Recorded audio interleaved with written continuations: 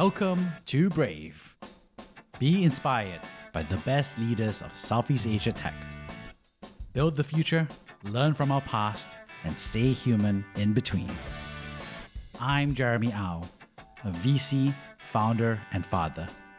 Join us for transcripts, analysis, and community at www.jeremyau.com. Hi, John. Welcome to the show. Thanks for having me. Well, it's an absolute pleasure to have you. You've been someone who's not only an excellent, founder, but also someone who has, invested and nurtured so many startups from angel to wherever they are today, right? From Ninja Van to the countless education tech founders that you supported over the years. Yeah, so Glenn's just announced their Series C yesterday, and I think we are both investors in them. So I think the spectrum of EdTech is pretty long. I see EdTech from pre-K all the way through to lifelong learning, and obviously HR tech is a part of that. So to me, it's about investing in the future of work and learning, and that's really where I'm spending all my time and energy. Awesome. So for John, for those who don't know you yet, how would you describe your personal journey? So I've always known from a really young age that I was going to be an entrepreneur. I just didn't know what. But I figured that working for somebody isn't really for me. I tried management consulting for a couple of years and I left because I didn't find it inspiring. And also, my manager was rather uninspiring as well. So anyway, I started a frozen yogurt chain with a couple of friends. So it's a typical sort of F&B entrepreneur, right? That's your first attempt at being an entrepreneur and being your own boss. So I did that, and then I actually acquired a very small design school for adults back in 2010 with two partners. And then I found myself with the title of principal. And first of all, I knew nothing about education. Second, I knew nothing about design. I'm not trained as a designer. I have a degree in economics, but I ran that school for 2.5 years. So that was how I got into education. So I started with adult education, and then I started a coding school for kids called Saturday Kids, and that's been going for about 10 years as well. So I can't say that it's planned in any way. It's just, whatever came my way, and I just tried things, and here I am. One interesting thing has been, your love for education, right? So, was there any, when you reflect on it, why do you love education so much? I mean, was it something you grew up with? I mean, you say that you fell into it, but, it doesn't just fall into education tech, right? There's so many things to fall into. I don't know. How did you get started? I think one thing that I feel very strongly about, and that's probably related to that realization from a fairly young age that I was going to be an entrepreneur, is the fact that I didn't like school. So not that I didn't do well in school. I went to some of the best schools in Singapore, but I just felt that, it's a system to be game, right? So you figure out what exam questions are going to come out, you memorize the answers, and then you regurgitate. So there's a lot of rote learning, and frankly, I just didn't see the point of schools. And now that I'm a dad, I look at what my kids are doing in school. It's still pretty much, how I experienced school when I was a kid. So I think fundamentally what drives me is this sense that schools are not preparing kids and someone needs to do something about it. So that is why I spend all my time and energy and resources on the future of work and learning, because I think that needs to change. I think schools are still very much stuck in the industrial age, and that change can happen from within and without, right? So there are these EdTech founders, and I've invested in a number of them, who are basically reinventing school. So, for example, I invested in an online school called Galileo, and Galileo is an online school for unschoolers and world schoolers. So, they are basically building a sky school from zero, right? And I invested in them because when I look at what they offer to students, things like what we're doing right now, how to launch a podcast, right?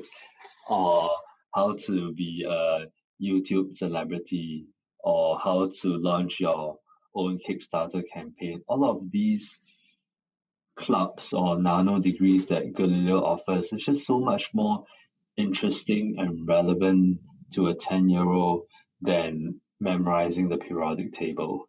So I started as an investor, and now I'm also a Galileo parent. I actually took my eldest son out of school for him to attend Galileo full time. So what I'm trying to say here is that I feel very strongly about the inadequacies of the education system, and that's why I'm so deep in the future of work and learning. Wow, that's a lot there. You mentioned something interesting, which was that you hated school, right? Yourself personally, what were you like as a student, and what did you hate? I enjoyed the social interaction. So I enjoyed, being with friends in school. I went to Chinese High, and some of my oldest friends and best friends today are the people I met as a 13-year-old, 14-year-old, right? So these are the people you grew up with, and I think there's a lot to be said about that. But in terms of what I actually learned in the classroom, chemistry lessons, physics lessons, there was no context of why we were learning it, right? We were just learning it because it's in the curriculum and, it's going to appear in the exam. But there was no link between what we were learning in the classroom versus how it actually applies in the real world, right? So what if I know how friction works, right? Like how is that relevant to me as a 15-year-old, right? So it's all of these things that kind of just made me lose interest in learning. And of course, I understood that the system is the system, right? So you just have to get on with it. And actually, when I went to junior college, I did a humanities program at Hwa Chong, which is already, probably one of the more progressive programs you can do as a 18-year-old in Singapore. And I didn't hate it, but even, with the humanities program, I kind of thought that I'm not really sure why I'm learning certain things. It was certainly more interesting to me than what I did in secondary school. But yeah, I think it's that real world context, is that, that whole idea of actually building things, right? Making something that probably would have interested me a lot more. So, for example, if someone had told me 20 years ago that I can launch a Kickstarter campaign and crowdfund my idea, that is a whole lot more interesting to me than learning about 16th century Europe history, right? Wow, that's really interesting. And what when you talk about that transition, and now you're a parent, right? Uh, and you see a kid kind of like go through the same, educational consumption, of the school system, right? Like you did. Did having a kid like change your perspective on it, or like now you're the parent? Because many years ago you're the child, right? And you're just consuming the system, and now you're the parent making decisions around your child, right? And you're also obviously more sophisticated understander and observer of the system. Did you see a shift, or I don't know, did your view shift on that? So I actually started Saturday Kids in 2012 shortly after I started investing in early stage startups. And the reason I started Saturday Kids because I was hanging out with all these young entrepreneurs, and I figured that actually learning how to code is a really useful skill. And back then, there weren't any coding schools for kids, and my eldest son at that point was one. So I figured if I start something now, he can join the school when he's a bit older. And that's really how Saturday Kids came about.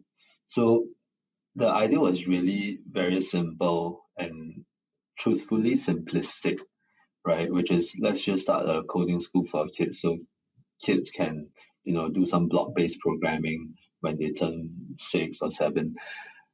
Along the way, what I realized is that actually what's far more important than learning how to code is learning how to learn, right? And coding just lends itself to that because it's engaging, it's interesting, kids find it fun, and it's a learning experience that is so different than what is in school, right? So when you're in school, you're basically set in rows, and the teacher is in front of the class, chalk and talk, sage on stage. Whereas when you come to a Saturday Kids class or any other, coding school for kids, you're put in front of the computer and then you start creating, right? You start putting your ideas on the screen.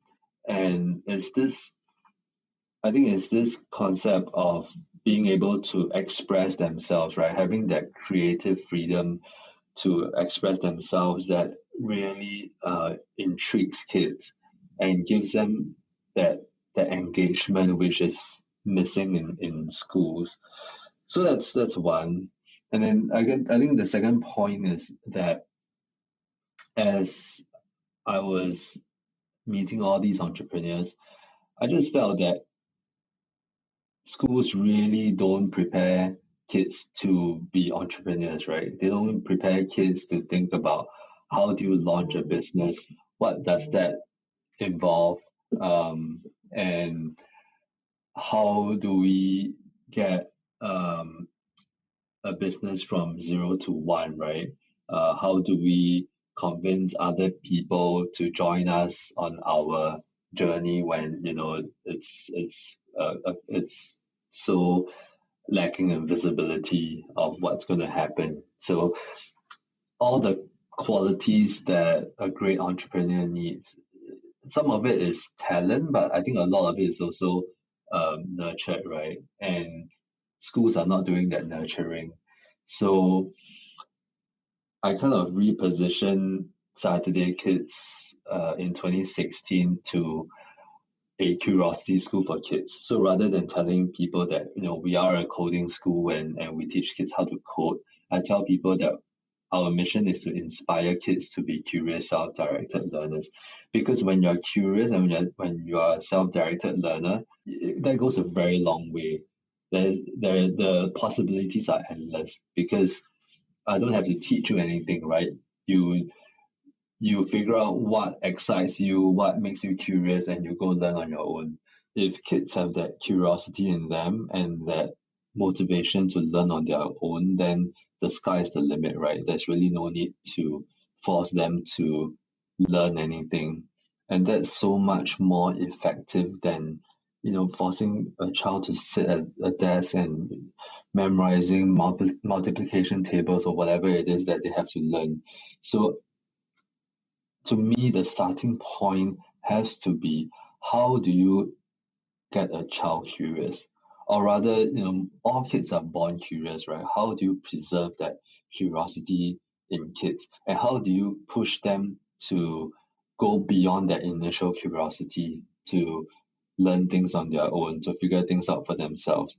And I think many entrepreneurs are like that. They look at a situation and they figure out what the problem is and they ask themselves, why is this problem pervasive, right? Why is there still this problem now? What can I do to solve it? And that's how some of the best companies are founded. Yeah. Wow. I mean, I love how you drew the line between, obviously your own personal experience to the curiosity and learning to learn, all the way to what it means to be a founder.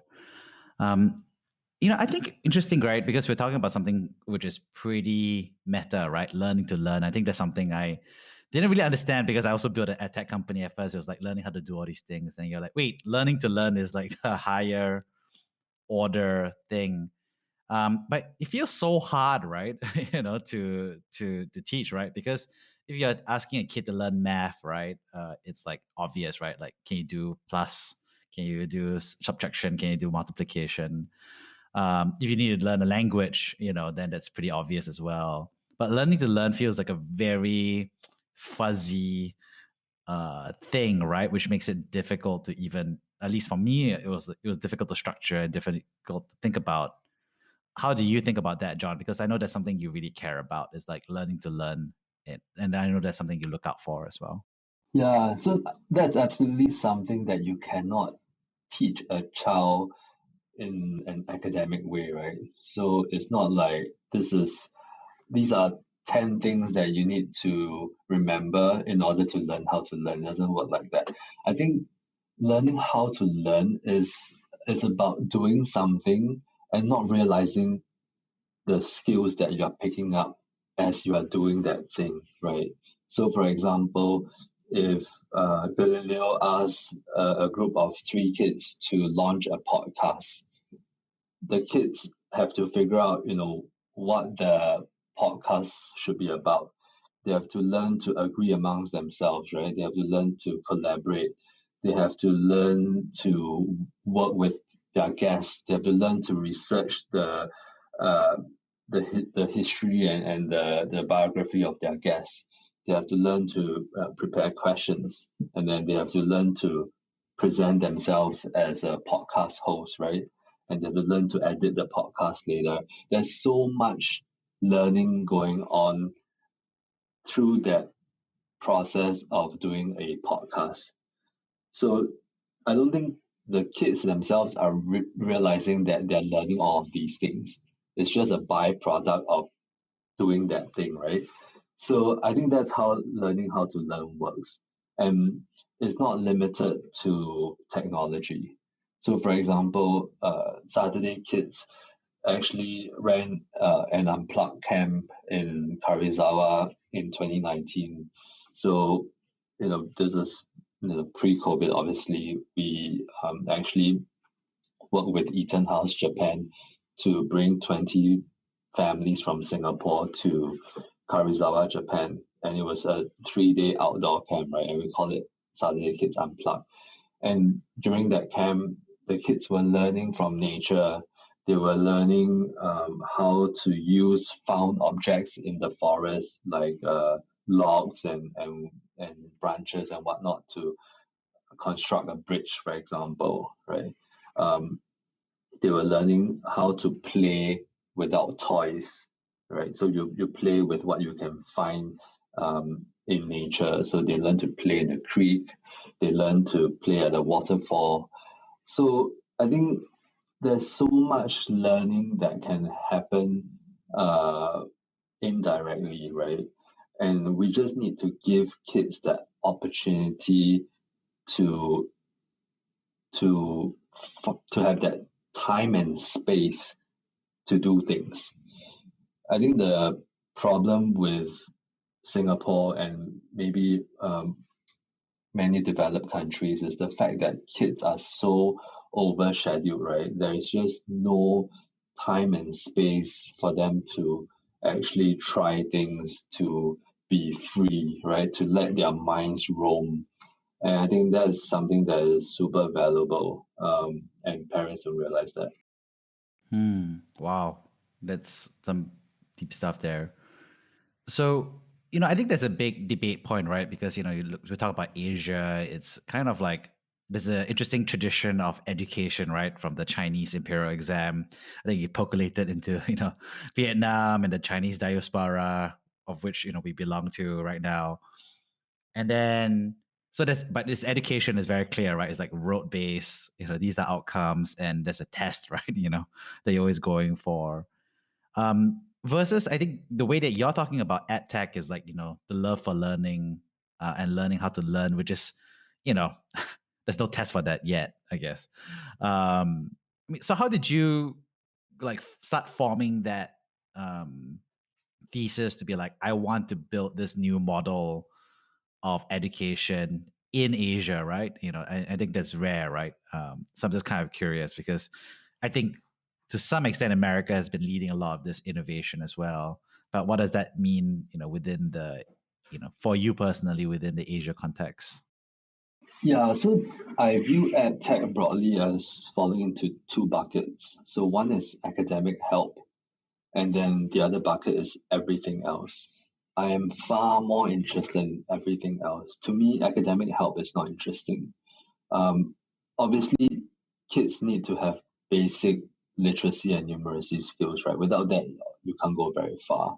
But beyond that, there's so much more kids can learn that's not in textbooks. But the truth is that in Asia or Southeast Asia, it's really the academic help edtech startups that are getting funded, right? So you look at Byju's, you look at Yuan Dao. These are all unicorns that have done very, very well out of helping parents um, or helping kids get better grades, right? And selling that to parents. So for me, what is far more interesting is that exploration, that creative expression. Um, and actually, I'll give you an example. So just yesterday, I wired funds to a YC startup called Prendia. So they are doing live online learning in South America, targeted at lower middle class families, right? So for $20 a month, a child can attend as many live classes as she wants across multiple categories. So there's wellness. So they may learn about meditation or yoga.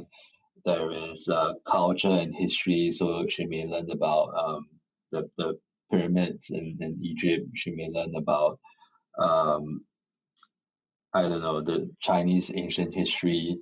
Um, there is obviously technology. So how to build something on Roblox. Um, the point is that it's a buffet of different things, non-academic things that a child is learning, right? And just through that process, I think two things happen. One is a child discovers what she's interested in, right? And as she becomes interested in something, she spends more time on it. And then the second thing happens, which is she discovers that actually she's really good at something, right? So helping a child identify her interests, passions, and talent is so powerful, but so little of that actually takes place, um, whether it's in developed countries like Singapore or developing countries. Because obviously with developing countries, some kids are struggling with basic numeracy and literacy. And then in developed countries like Singapore is so competitive and there's so much at stake with high stakes exams, right? Um, so one of the people who really made a big difference in how people think about education is Sir Ken Robinson, right? And I think he wrote a book called The Element, and it's really that old saying that if you try to get and teach a fish how to climb a tree, the fish will forever think that she's stupid, right? Um, so I really just wish that more parents would be willing to let their child try new things. And actually, that's been one of the biggest challenges for me running Saturday Kids, which is that during school holidays, we do a roaring business, right? All our camps sell out. But during term time, where are these parents and where are these kids? They all go back to tuition centers. So that's just the reality of trying to do something different or trying to do something that it's not immediately obvious where the benefits are. Wow, it's so true. I really resonate with that because it's such a difficult tussle between what the school system requires of us, to hit these goalposts. If you get an F, that means bad. Your teachers will call you, and so you got to do those fundamentals. I don't know, the structured stuff, and then how do you divide between the academic and the everything else? I think one thing that's also interesting hearing from you as well is that you're also looking at this not just as a parent, as well as an operator, but also you're someone who's also angel investing in these education companies, right? So in other founders and operators. And I think you also mentioned something interesting as well, is like that you're looking at founders who have, learning about the space, right? Learning to learn, having some of that same spirit of learning. I'm just kind of curious. I mean, how did you get started angel investing, and then we can go for what you look out for and everything. Yeah, actually, people ask me that all the time. So the simple answer is that my neighbor in London, when I was a student, he started Chope. So that was my first angel investment. And then I got hooked, right? So I just became really interested in how technology can be used to A, make a difference to how people live and work, and B, how these multi-million, billion-dollar companies can be created because of the internet, right? So since 2011, I've been actively enjoy investing, and I find myself always torn between trying to be an operator and trying to be an angel investor at the same time. It's impossible to do both well.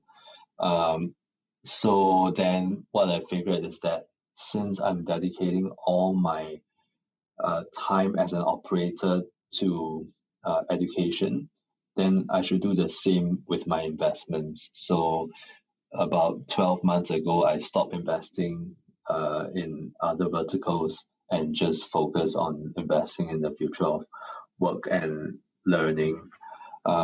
So actually, one thing I didn't mention is that besides Saturday Kids, I actually spun out a new entity from Saturday Kids called Doyobi.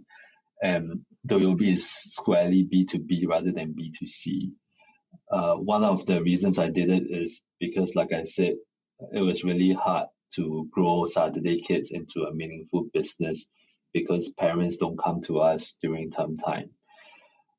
And also, what I realized is that as powerful as Galileo is in terms of the students' learning experience, at the end of the day, they are still reaching, a couple of hundred kids, right? And they may grow to a couple of thousand kids, but there are hundreds of millions of kids still stuck in school.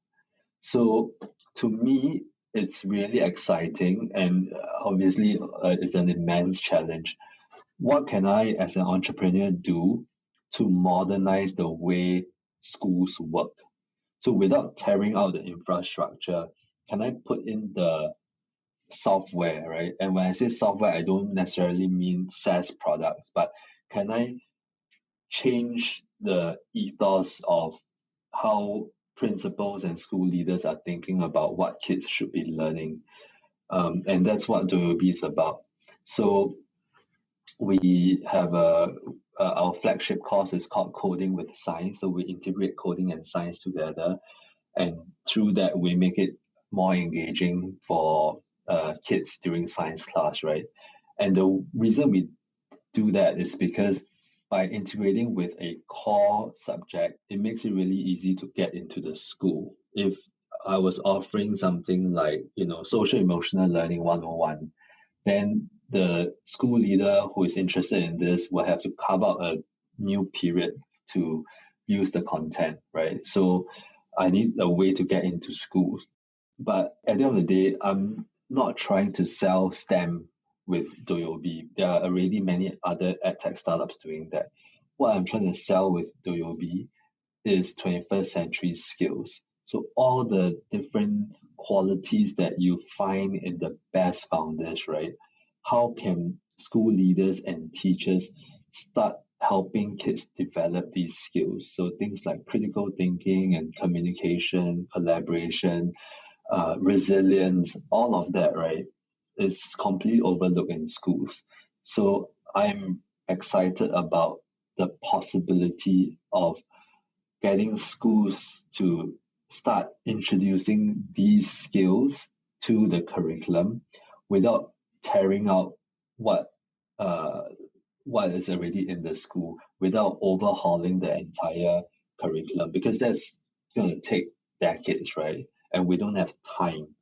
So what are the little things I can do to improve the way kids are learning in school? That's really what's making me excited about the work we do at Doyobi. Obviously, you and I were talking about how we as operators and angel investors and other founders can help improve the system from the outside in, right? Um, I guess for those, I'm just wondering, do you have advice for those who are part of the school system? They are like a policymaker, they're an educator. I'm just kind of curious, what your advice would be. Would it be like, you know, your lane is good and continue to focus on doing that lane while the rest of us do the rest? Or would it be like, hey, we need to see some, fundamental stuff? I'm just kind of curious, like, what would your advice be to, policymakers and educators, right?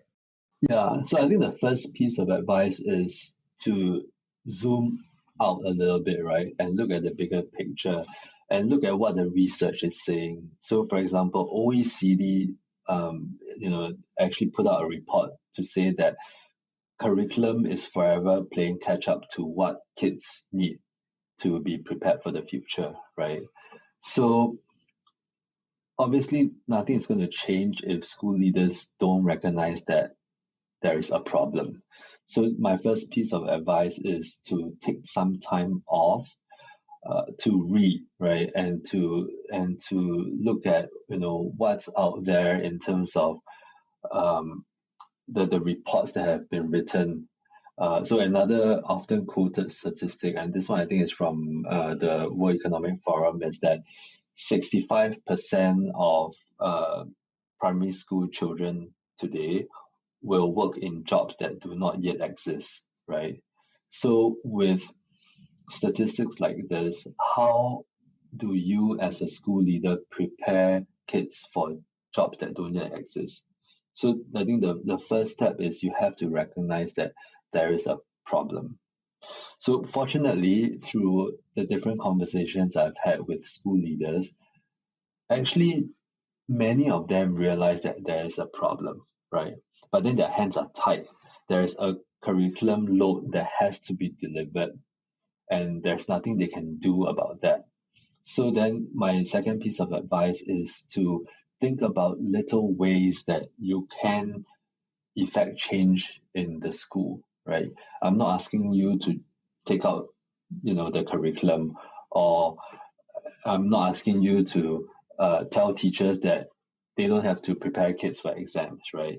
But can you change the way the class is taught? Can you maybe get kids to work on little projects that are related to the core curriculum? Can you integrate maybe some aspect of growth mindset into how a child learns about physics or chemistry or whatever it is, right? So my second piece of advice really is that there are ways to work with what you are given, and it's all about creativity and about that tenacity and guts to try new things. So yeah, I think to sum it up, school leaders need to first recognize that there's a problem, and two, have the courage and the curiosity to figure out how to make things better, right? Which goes back to what I was saying earlier about Saturday Kids. It's about making kids curious, self-directed learners, right? So that curiosity allows them to recognize that there's a problem, and that self-directed learning allows them to figure out a way to solve that. As you were building all this out, right? Your journey in terms of education, in terms of the parent, and discovering your love for EdTech as both a founder, operator, and angel investor. Were there any tough times along the way? Just kind of so curious about that. Yeah, I mean, as an operator, there are always ups and downs, right? And I guess such is the life of an entrepreneur. I mean, I'll give you, one example. When I was fundraising for Saturday Kids, and I wanted to scale Saturday Kids through technology, and reposition Saturday Kids as an ed tech company rather than a brick and mortar enrichment business. Nobody wanted to fund me. And this is, I know practically, 80% of everybody there is to know, right, in the startup ecosystem in Singapore, and nobody wanted to fund me. The reason being that they saw Saturday Kids as an enrichment business. And for me to position Saturday Kids as an edtech startup was probably too big a leap. So that's why I had to spin out Doyobi. My original intention was to raise money for Saturday Kids and push out the edtech product. So that was tough, having to spin out a new entity, and also still managing Saturday Kids. And then one of the things I did when I spun out Doyobi is I resigned as CEO of Saturday Kids because I know that I'm not Elon Musk or Jack Dorsey, right? I cannot be CEO of two startups. So I resigned, and I installed a new CEO at Saturday Kids who is very, very capable, promoted from within. But then last December, she left, right? And I took it quite personally. I took it quite badly, because, you assume that people are on a journey with you, right? They believe in the cause, they believe in the mission, and they will stick around. But then I've also come to realize that, with Saturday Kids, with Doyobi, I'm always going to be the last man standing, right? Everybody else can leave, but I cannot. And whatever happens, I just have to deal with it and tell myself that you know what you signed up for. Nobody else signed up for it with you. They come on with you on the journey. Doesn't mean that they would do it through good times and bad times. So yeah, it's been hard, and it's still hard today, right? There's still Saturday Kids and Doyobi, and I still have this portfolio of founders that I work with, but I try to find energy in other people, right? So you bring on board new people to the team, and sometimes having the right people really energizes you. So that's one. And then the other thing is I am also energized by some of the founders I meet and I invest in, right? So, for example, Gonzalo, who is the CEO of Prendia, looking at what he has managed to build with Prendia in less than 12 months, I'm so inspired, and I feel like, wow, after 10 years, Saturday Kids is nowhere close to what he has built with Prendia. And one, I feel bad about it, right? Like, I should really do better. But two, I also feel like there's so much I can learn from these guys I'm investing in. So to me, that investment, or investing in edtech founders is not a one-way journey where I am imparting knowledge, right? Or I'm telling them what to do.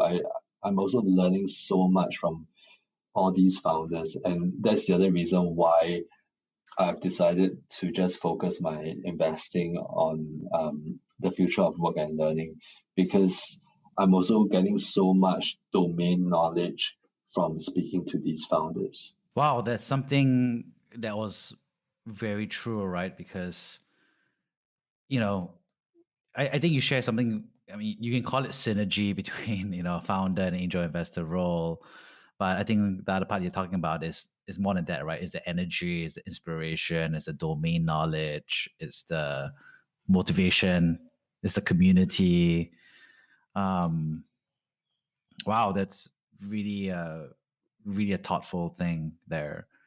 And based on what you shared also, I see it going the other way around, right? I think the reason why you can be a great angel investor is because you care about learning, as a someone's coaching them as a angel investor, as early supporter, but also, yeah, your own domain knowledge, your own experience is helping them as well.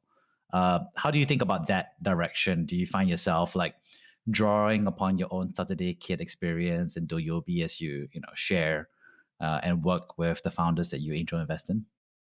Yeah, I think putting domain knowledge aside for the moment, one thing that I definitely have is founder empathy, right? Because I'm a founder myself and I know how hard it is and how hard things can get. And, without stepping on anyone's toes, I think it's fair to say that not every investor has the same founder empathy, right? Because there are many VCs who have never really founded anything, right? And similarly with angel investors, there are angel investors who have done very well, out of their corporate job, and that's why they are angel investing. But that founder empathy is something that either you have it or you don't, right? So I think just being able to lend a listening ear and just being able to support founders when things are not going great, I think that goes a long way, right? I always um, like to give the example of Ninja Van. I actually invested in their previous startup, which was probably one of my worst investments in terms of financial outcome, right? But then I really believe in these guys and I saw how hard they work and how, it just didn't work out for them with the previous startup, but I still invested in Ninja Van. So I think founder empathy is a big part of that. And then with regards to domain knowledge, I see a lot, right? So that's the other benefit of just focusing on one vertical. I see a lot of startups in that one vertical, so I can tell founders, what other people are doing, right? And what are some of the ideas that they should consider. But like I said, I don't believe that it's one way. I believe that as much as I tell them, I'm also learning from them, right? And I think that if you can, if you believe that there's a lot you can learn from your investees, that makes for a better relationship than if you just think that you are Yoda and you are, imparting knowledge. Wow, that's really thoughtful. I'm just so curious, where were you in 2011? And if you could travel back in time in a time travel machine, what advice would you give yourself back then? Yeah, if I could turn back the clock, I think I would have figured out that EdTech or future of work and learning is my thing, and dedicate all my time and energy on that. Because actually, when I started Saturday Kids in 2012, I didn't run it for the first 4 years. I hired someone to run it, which was probably not a bad decision because it was so slow going that if I was running it full time, there's a good chance that I would have shut it down, right?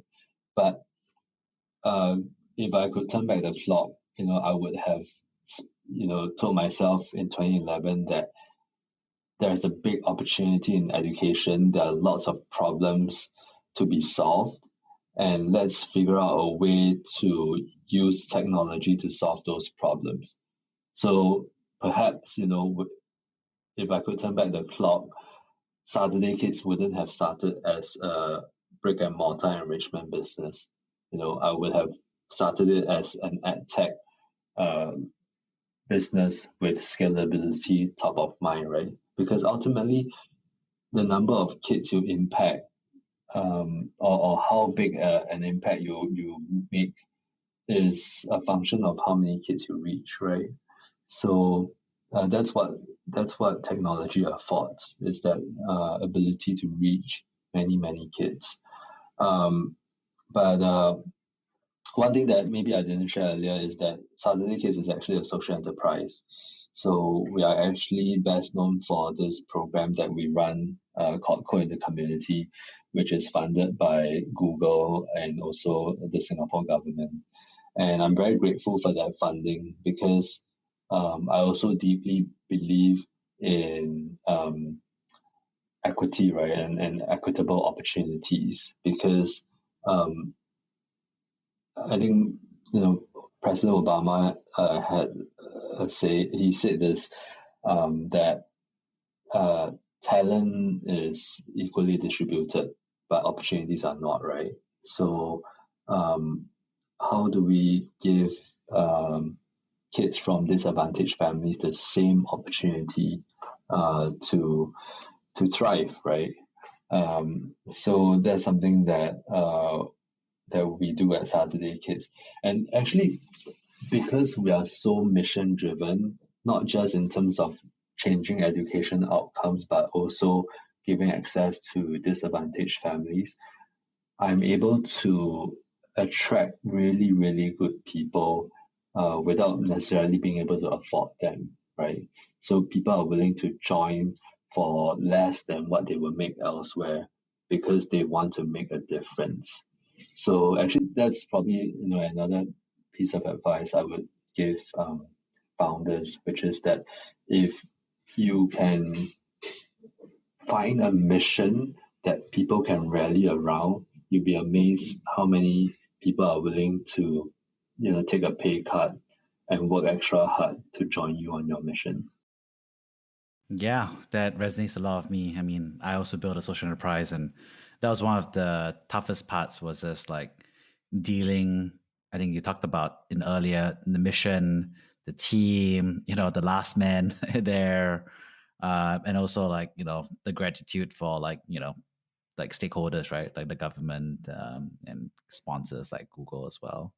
And I think the equity part is very true, right? I mean, I think that's something I'm glad you reminded me about, because yeah, the fact that talent is equally distributed but opportunity is not. I think really the crux of almost every education tech startup, right? It's like, we all assume, we all know, I think we all believe that every kid, no matter where you are, no matter what your background is, has the same raw potential, right? It's almost a given, I think. And that's very different, I think, I would say in a normal startup, but other startups are very much like, these are the whales, these are the high payers, these are, like there's a very long bucketing, of the customers in that sense. But it's interesting because you reminded me that, for kids, when we're in that space, I think we look at them and say like, yeah, they all have the same awesome potential, right? Yeah, and that's actually why I like Prendia so much, because they're not trying to build a product for upper middle class families, right? They're trying to build something that gives families that previously didn't have access that same rich learning experience, right? That is now affordable even for these lower middle class families. And I think that is really powerful. Well, coming up in time here, for those who are, inbound as, education tech founders, right? They're exploring the space. As a founder, what advice would you give them? Yeah, so actually, I didn't get a chance to bring up earlier the fact that last year, maybe because there was no traveling, I actually did 3 different leadership programs. So I did the Obama Asia Pacific Leaders Program. I did the Transcend Fellowship. So the Transcend Network is a global network for founders building the future of work and learning. And I also did the Ashoka Changemaker program. And I feel that I got a lot out of these programs that I was a part of, or I'm still a part of, right? So the Obama program, for example, it's a 1-year program. So it has ended, but that doesn't mean that you are no longer an Obama leader. In fact, it just means that you are an Obama leader for life and you have to live up to that, right? And similarly with the Transcend Fellowship. So I think one piece of advice is to find these opportunities to participate in meaningful programs, not for the label, right, but for the learning opportunities and for the people that you meet who can inspire you, who can work with you, who can become, collaborators and supporters. So I feel like I got a lot out of being an Obama leader, and I got a lot out of being a Transcend Fellow and Ashoka Changemaker, because I met so many people who can help me in the work that I do. And I think the other thing that I would say about these programs is that what you get out of it is what you put into it.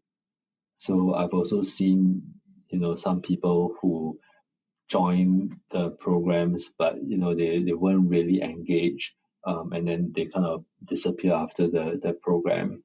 So to me, it's don't do it for the vanity value, right? Don't do it because you want to be called an Obama leader.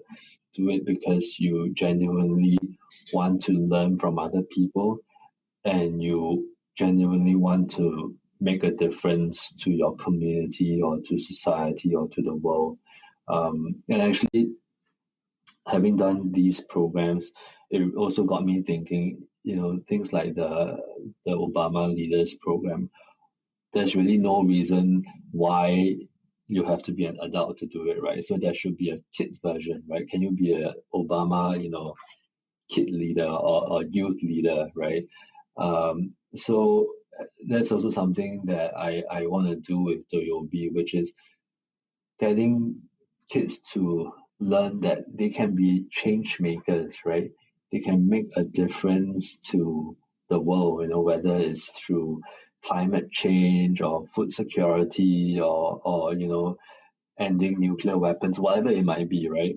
But to get them in the mindset that they are destined to make a real difference to the world. And that's why they have to learn all of these things in school, right? It's not for the sake of sitting for an exam. It's not for the sake of becoming a doctor, lawyer, banker. And, truthfully, I'm shocked by how many parents today are still telling their kids the same thing that my parents told me, which is, you have a couple of choices. Do you want to be a lawyer, a banker, a doctor, or an accountant, right? Pick one. Like, to me, it's just shocking. Wow. So I guess wrap things up here. When you see your kids today, what's your hope for them for when they grow up? For whatever they choose to do. Yeah. So to me, it's very simple. It's two things, right? I want them to love what they do, and hopefully what they do makes a difference to somebody, right? Not just to themselves. So if you can, if they can be at the intersection of what they are passionate about and also making the world a better place, I think that's a great place to be. Awesome. Thank you so much, John. It's inspiring to hear your passion and your expertise and your leadership in the space. And I think it's really sweet that I think your kids will get to grow up with a parent like you. Thanks so much. That's a very kind thing to say. Thank you for listening to Brave. If you enjoyed this podcast, please share this episode with friends and colleagues. Sign up at www.jeremyau.com to discuss this episode with other community members in our forum. Stay well and stay brave.